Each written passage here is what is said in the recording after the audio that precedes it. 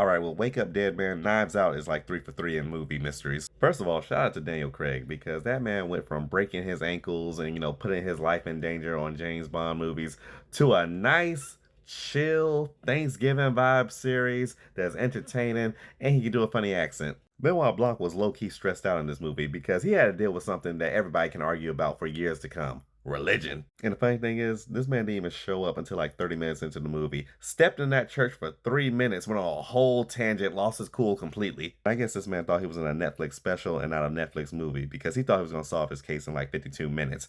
Had him stressed out the whole time and had me thinking this movie had jumped the shark and went to the supernatural because I could not figure this thing out either. It's just a testament to how well written these movies are because, with a whodunit type movie, they gonna give you the cases and usually you just think like, all right, who's the actor with the biggest name? It's probably them. What I like about the Knives Out movies are the murders aren't just as direct as you think it is. Like you think it's going this way, and then they pull back the curtain and all this other stuff was happening behind it. I only knew Josh O'Connor for Challengers, which was a wild movie in itself.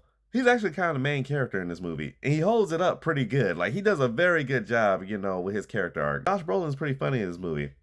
He's an asshole, but he's pretty funny. I could have used more Kerry Washington.